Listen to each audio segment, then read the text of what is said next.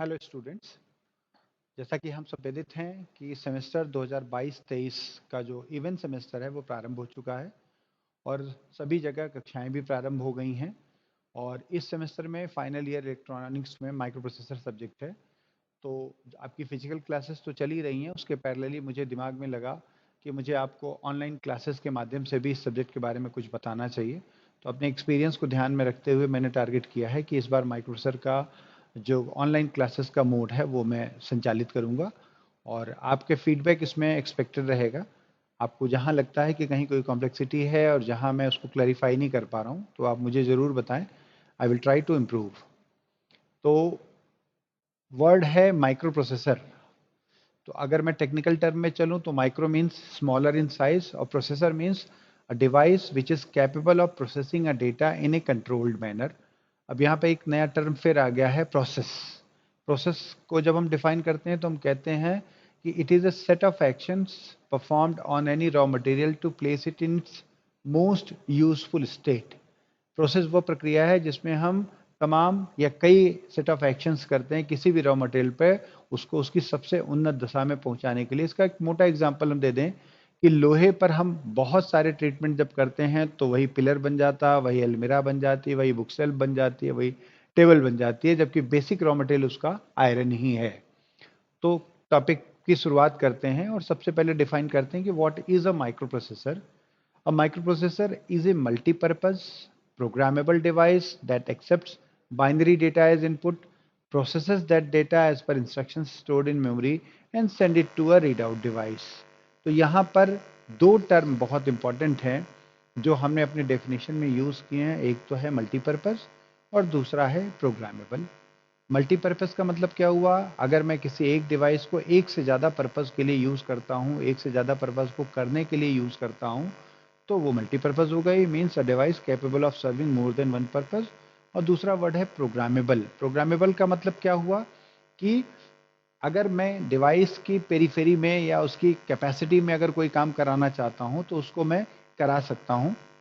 अब इसका एक बहुत सिंपल सा एग्जांपल है कि हम जिस कमरे में रहते हैं वहाँ पे जो ट्यूबलाइट है वो प्रोग्रामेबल नहीं है, लेकिन फ़ैन जो है वो प्रोग्रामेबल है, क्योंकि फ़ैन को हम डिफरेंट 5 स्पीड्स पे चला सकते हैं, लेकिन उसकी 5 स्पीड से ज़्यादा नहीं चला सकते हैं और उसकी कम स्पीड से कम नहीं कर सकते हैं। Means a device capable of doing a task within its stated capacity is equal to programmable word.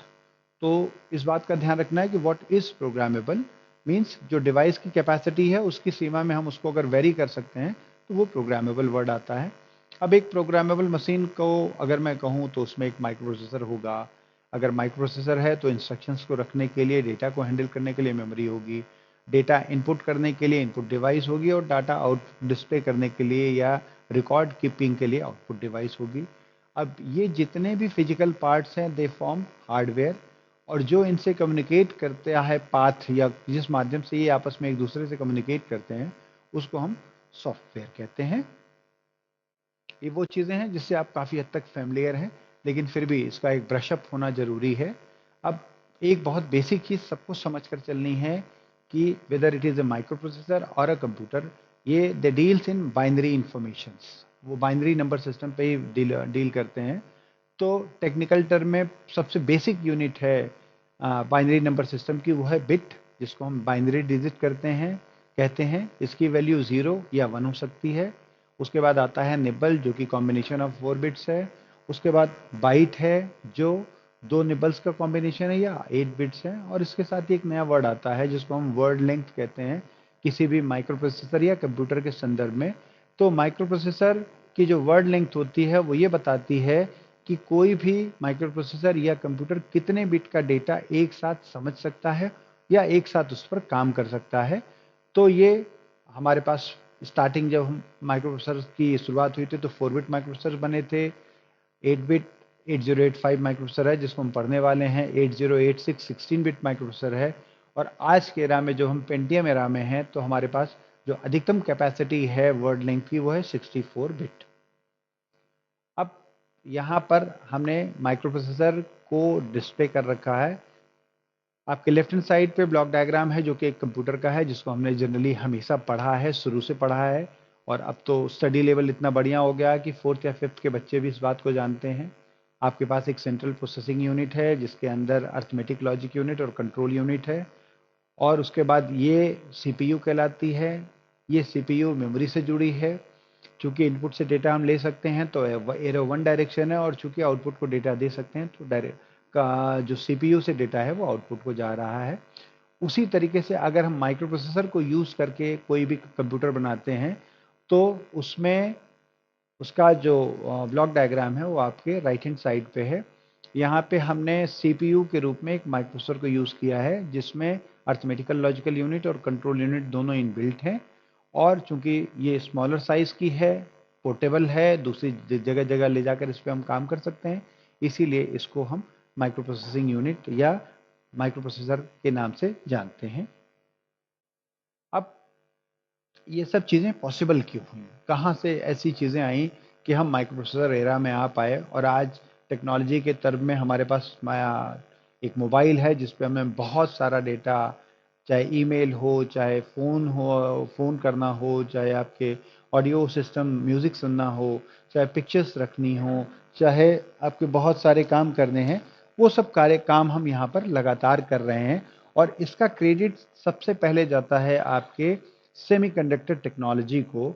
आपको जानकर आश्चर्य होगा कि शुरुआत में जब हम लोगों ने इलेक्ट्रॉनिक डिवाइसेस का कॉन्सेप्ट बनाया था तो तब हमारे पास वैक्यूम डिवाइसेस थी, जिसको अगर आपने एक छोटा सा टर्म मैं यहाँ पे बताना चाहूँगा कि हमारे पास पहले रेडियो वर्ड होता था, और बाद में ऑडियो सिस्टम के लिए हमने ट्रांजिस्टर्स का प्रयोग किया। तो रेडियोस जो थे वो वॉल्व से चलते थे, ट्रायोड, पेंटोड वगैरह से चलते थे, और जो ट्रांजिस्टर्स थे वो सॉलिड स्टेट डिवाइसेस से चलते थे। तो ये कॉन्सेप्ट 1950s में आया जब सेमीकंडक्टर टेक्नोलॉजी में सबसे पहले इन्वेंशंस हुई और सेमीकंडक्टर टेक्निक को आगे लाया गया। और उसके बाद 1960 तक हम ऐसी स्थिति में पहुंच गए जहां पे हम ट्रांजिस्टर्स, डायोड और रजिस्टर्स को बहुत छोटे छोटे सर्किट्स में, एक सिंगल सर्किट में हम इनबिल्ट करने लग गए, और इसको कहा गया इंटीग्रेशन ऑफ टेक्नोलॉजी। अब इंटीग्रेशन जब आ गया तो उसके बाद ये हुआ कि भाई एडवांसमेंट करना है, और धीमे धीमे हमें क्या करना है कि बहुत छोटे से एरिया में बहुत ज़्यादा सर्किट्स को इनबिल्ट करना है। तो पहला स्केल ऑफ इंटीग्रेशन आया जिसको हमने कहा स्मॉल स्केल ऑफ इंटीग्रेशन, जिसमें लगभग 10 गेट होते थे, लॉजिक गेट्स। और इसका जो कॉमन एग्जांपल है वो आपकी 7-4 सीरीज की जो आईसीज हैं, डिजिटल आईसीज हैं, जिसमें लॉजिक गेट्स हैं एंड और नॉट। उसके बाद नेक्स्ट कैटेगरी आई जिसको हमने कहा मीडियम स्केल ऑफ इंटीग्रेशन, जिसमें लगभग 10 से लेके 100 तक गेट थे, और इसके माध्यम से जितने भी काउंटर आईसीज हैं 7490 वगैरह, उनको हमने इसमें इनबिल्ट किया। उसके बाद जैसे जैसे टेक्नोलॉजी आगे बढ़ी हम लार्ज स्केल इंटीग्रेशन में आए, और लार्ज स्केल इंटीग्रेशन में आने के बाद जो आपका माइक्रोप्रोसेसर 8085 है वो लार्ज स्केल इंटीग्रेशन या वेरी लार्ज स्केल इंटीग्रेशन के अंतर्गत ही बनाया गया है। मेमोरी चिप्स हैं, माइक्रो कंट्रोलर्स हैं, आज की डेट में बहुत सारी टेक्निक्स हैं जो लार्ज स्केल और वेरी लार्ज स्केल इंटीग्रेशन में आई हैं। और आज के एरा में वर्तमान में जहाँ पर हम हैं वो है सुपर लार्ज स्केल इंटीग्रेशन, जिसमें लगभग 10,000 गेट्स होते हैं। तो अभी दो चीज़ों में हमें आगे बढ़ना है, एक तो डेटा हैंडलिंग में कि अभी तक हम 64 बिट माइक्रोप्रोसेसर पे ही काम कर पा रहे हैं, और दूसरी चीज़ आ जाती है आपकी सबसे पहले कि हमारे पास जो आज की डेट में स्केल ऑफ इंटीग्रेशन है वो सुपर लार्ज स्केल इंटीग्रेशन है। अब यहाँ पे माइक्रोप्रोसेसर के संबंध में ये इंटेल से मैंने लिया है, इसलिए कट से इंटेल लिखा है, और इसमें आपके सामने सारा डेटा है कि इंटेल ने सबसे पहले कितने बिट का माइक्रोप्रोसेसर बनाया। जो सबसे पहला माइक्रोप्रोसेसर था वो 4004 था, तो 1971 में बनाया गया, और इसकी डेटा बस जो थी वो डेटा बस वही बस है जो वर्ड लेंथ को बताती है, ये 4 बिट की थी, और 640 बाइट्स का डेटा ये एड्रेस कर सकता था। अगर आप इसी तरीके से आगे बढ़ते जाएं तो फोर्थ नंबर पे आपका 8085 है जो 1976 में आया, जिसकी ऑपरेटिंग फ्रीक्वेंसी, क्लॉक फ्रीक्वेंसी जो थी वो 5 मेगाहर्ट्ज के आसपास थी, initial clock speed. Address bus इसकी 16 बिट की है, डेटा बस 8 बिट की है, और 64 किलोबाइट्स की मेमोरी को ये एड्रेस कर सकता है। आज हम पेंटियम P4 में है 2000 में, और हमारी जो डेटा हैंडलिंग कैपेसिटी है वो लगभग, एड्रेसिंग कैपेसिटी है वो 64G है। अब यहाँ पर कॉन्सेप्ट आता है कि माइक्रोप्रोसेसर के ऑर्गेनाइजेशन में हम लोगों ने कहाँ तक अपने को आगे बढ़ाया है, और यहाँ पर हमने उसी को, जो पीछे कंप्यूटर सिस्टम का कॉन्सेप्ट है, उसी को यहाँ पर दिखाया है। So a microprocessor comprises of ALU, register array and control unit. Arithmetical logical unit वो, और ये इनपुट आउटपुट और रीड राइट मेमोरी और रीड ओनली मेमोरी है। ये आपस में एक सिस्टम बस से जुड़े होते हैं। सिस्टम बस का मतलब हुआ ग्रुप ऑफ वायर्स या group of lines through which communication can be done between these peripherals. Microprocessor भी है और पेरिफेरल्स भी हैं। तो ALU वो यूनिट है जहाँ पे हम अर्थमेटिकल लॉजिकल ऑपरेशंस करते हैं। रजिस्टर एरे वो है जिसमें हम जब भी डेटा पर कोई काम करना चाहते हैं तो टेम्परेली स्टोरेज में उसको यूज़ करते हैं। और कंट्रोल यूनिट वो यूनिट है जिसके माध्यम से हम timing and control signal generate करते हैं, इनपुट्स के लिए, आउटपुट के लिए, मेमोरी के लिए, ताकि हम डेटा का आदान प्रदान कर सकें। मेमोरी, जैसा कि आप जानते हैं कि मेमोरी वो डिवाइस है जहां पर हम अपना बाइनरी इंफॉर्मेशन स्टोर कर सकते हैं। मेमोरी से डेटा एक्सेस करने का दो माध्यम है। एक है सैम्स, सिक्वेंशियल एक्सेस मेमोरी, जैसे आपके मैग्नेटिक टेप्स वगैरह हैं, जहां पर अगर आपने एक बार मैग्नेटिक टेप को प्ले किया तो पहले पहला गाना, दूसरा गाना, तीसरा गाना, इसका मतलब क्या हुआ कि जिस डेटा को आपको एक्सेस करना है उसको एक्सेस करने में जो समय लगेगा वो इस बात पर निर्भर करेगा कि वो डेटा आपकी मेमोरी में कहाँ सुरक्षित है। जबकि तेज स्पीड ऑफ ऑपरेशन करने के लिए हमारे पास रैंडम एक्सेस मेमोरी का कॉन्सेप्ट आना चाहिए, जिसमें आप मेमोरी के चाहे पहली लोकेशन के डेटा को एक्सेस करिए, चाहे लास्ट मेमोरी लोकेशन के डेटा को एक्सेस करिए, जो आपका एक्सेसिंग टाइम है वो कॉमन है। तो रैंडम एक्सेस मेमोरी का कॉन्सेप्ट ही सब जगह यूज होता है। तो ये दो कॉन्सेप्ट में है, रीड राइट मेमोरी जिसको हम जनरली रैम भी कहते हैं, और रीड ओनली मेमोरी जिसमें हम सिर्फ इंस्ट्रक्शंस को स्टोर करते हैं। और ये बेसिकली एक तरीके से माइक्रोप्रोसेसर बेस्ड मेमोरी है। और रीड राइट मेमोरी को हम यूजर मेमोरी भी कहते हैं। इनपुट डिवाइसेस का कॉन्सेप्ट आप जानते हैं, सिस्टम बस के बारे में भी आपको मैंने बताया। अब लैंग्वेजेस का कॉन्सेप्ट आता है। जैसा कि आपको पता है कि कंप्यूटर सिर्फ बाइनरी इंफॉर्मेशंस को समझ सकता है, तो उसको हम लो लेवल लैंग्वेज कहते हैं, क्योंकि वो एक तरीके से वही लैंग्वेज है जिस फॉर्म में हम डेटा हैंडल करना चाहते हैं।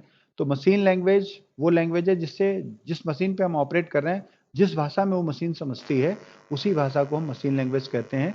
तो जितने भी कंप्यूटर्स हैं, माइक्रोप्रोसेसर हैं, वो जीरोज एंड वंस को ही समझते हैं। तो मशीन लैंग्वेज 0 और 1 में होगी। तो ऐसी कोई भी कमांड जो उसको 0 या 1 फॉर्म में हम दे रहे हैं, उसको वो सीधे समझ जाएगी और उस पर तुरंत काम हो जाएगी। असेंबली लैंग्वेज प्रोग्राम में हम क्या करते हैं, अब यहाँ पे समस्या क्या आती है कि मशीन लैंग्वेज में प्रोग्रामिंग करने में दिक्कत कहाँ है। अगर आपको मान लीजिए 10 इंस्ट्रक्शंस 0 या 1 में लिखने हैं तो कोई दिक्कत नहीं, लेकिन अगर यही फिगर थाउजेंड्स में चली जाएगी तो आप बहुत सामान्य रूप से गलती कमिट कर जाएंगे। तो उसको ध्यान में रखते हुए और थोड़ा सा फटीग ना हो, इंग्लिश लैंग्वेज वर्ड्स यूज़ किए जाने लगे। और छोटे फॉर्म में, जैसे मान लीजिए मैं मूव लिखना चाहता हूँ, डेटा को मूव करना चाहता हूँ, तो असेंबली लैंग्वेज में उसकी जगह यूज़ किया गया MOV, ई हटा दिया गया। तो उन्होंने एक मतलब सिंबॉलिक वर्ड दे दिया। अब वो सिंबॉलिक वर्ड से आपको इंस्ट्रक्शन हैंडल करने में आसानी रहती है। तो इस बात का ध्यान रखते हुए उन लोगों ने क्या किया, असेंबली लैंग्वेज बनाई। और इस असेंबली लैंग्वेज में जो इंस्ट्रक्शंस हैं उनका नाम उन्होंने दिया निमोनिक्स। ये एक ग्रीक वर्ड है और इसका मतलब होता है माइंडफुल। तो अब कंप्यूटर के सामने तो वही समस्या आएगी क्योंकि वो मशीन लैंग्वेज को ही समझती है।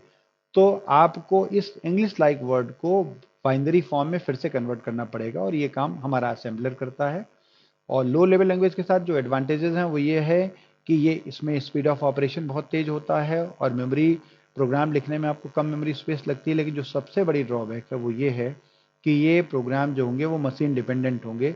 अगर इस प्रोग्राम को किसी एक मशीन स्पेसिफिक के लिए आपने लिखा है तो उस प्रोग्राम को अन्य मशीन पर आप रन नहीं कर सकते हैं। उसके बाद आप आती है आपकी high level language. High level language में हम कंप्लीट वर्ड लिखते हैं जिसको स्टेटमेंट कहते हैं, जिसको आप देख के compare A and B and if A is less than B go to that. तो ये इस तरह की कमांड्स हम लोगों ने देख रखी हैं और इसी को हाई लेवल लैंग्वेज कहते हैं। और इसकी जो सबसे बड़ी यूटिलिटी है वो ये है कि हाई लेवल लैंग्वेज में अगर आप कोई प्रोग्राम लिखेंगे तो उसको आपको मशीन डिपेंडेंसी नहीं रह जाएगी, वो मशीन इंडिपेंडेंट हो जाएगा। अब स्वाभाविक सी बात है, फिर पुरानी बात आएगी कि कंप्यूटर तो सिर्फ बाइनरी इंफॉर्मेशन समझता है, तो ऐसे इंफॉर्मेशन को आपको वापस इंग्लिश लाइक वर्ड को वापस बाइनरी लैंग्वेज में कन्वर्ट करना पड़ेगा। और ये काम जो करता है उसको हम कंपाइलर कहते हैं। ये बेसिकली एक सॉफ्टवेयर है जिसके माध्यम से हम, जो हमारा सोर्स कोड होता है, जो हमारा प्रोग्राम होता है, जो इंग्लिश लाइक वर्ड है, उसको हम ऑब्जेक्ट कोड मतलब मशीन लैंग्वेज में कन्वर्ट करते हैं। कंपाइलर और इंटरप्रेटर में अंतर क्या है कि कंपाइलर पूरा प्रोग्राम एक साथ रीड करके उसका एक साथ कोड जनरेट करता है। इंटरप्रेटर में वो एट अ टाइम एक इंस्ट्रक्शन पकड़ता है और एक इंस्ट्रक्शन का ऑप कोड जनरेट करके देता है। इसके एग्जाम्पल हैं बेसिक, कोबोल, पास्कल। बेसिक की फुल फॉर्म में आपको बता दूं, शायद आपको ब्रशअप हो जाए। Beginners all purpose symbolic instruction code. COBOL common business oriented language. Pascal scientist pascal के नाम पे है। C++ आजकल आप पढ़ रहे हैं।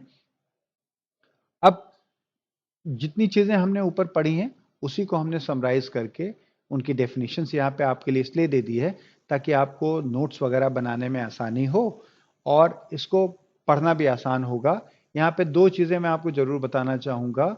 एक है आपकी हैंड असेंबलिंग और एक है आपकी मॉनिटर प्रोग्राम या मैनुअल असेंबलिंग। मैनुअल असेंबलिंग क्या होगा कि जब 8085 के आप प्रोग्राम लिखेंगे तो आपके पास जो संस्थाओं में किट अवेलेबल हैं वो ILC V2 की हैं या माइक्रो फ्रेंड की हैं, जिस पे आपको हेक्साडेसिमल कीपैड होगा, जिस पे आपको ऑपकोड लिखकर प्रोग्राम को लिखना पड़ेगा। तो वो आप मैनुअली एक इंस्ट्रक्शन का ऑपकोड निकालेंगे और उसको एंटर करेंगे, तो इसको मैनुअल असेंबलिंग कहते हैं।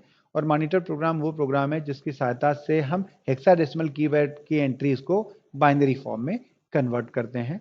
तो ये आगे जब हम लोग इंस्ट्रक्शंस पढ़ेंगे वहाँ ऑपकोड और ऑपरेंड का कॉन्सेप्ट आएगा, तो वहाँ आपको एक चीज़ें काफ़ी ज़्यादा क्लियर हो जाएंगी। तो आज के लिए इतना ही।